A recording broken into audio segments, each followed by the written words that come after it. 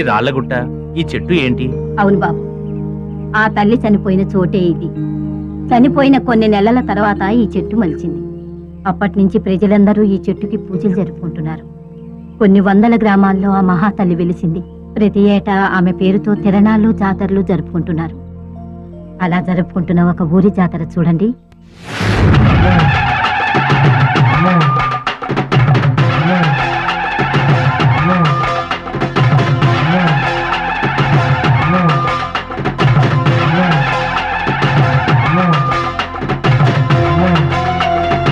ఏటేటా వస్తుంది లక్ష్మమ్మ జాతర, తిరునాళ్ళ వేడుక, దర్శించే భక్తులకెంతో కన్నుల పండుగ, అది వెన్నెల వేడుక.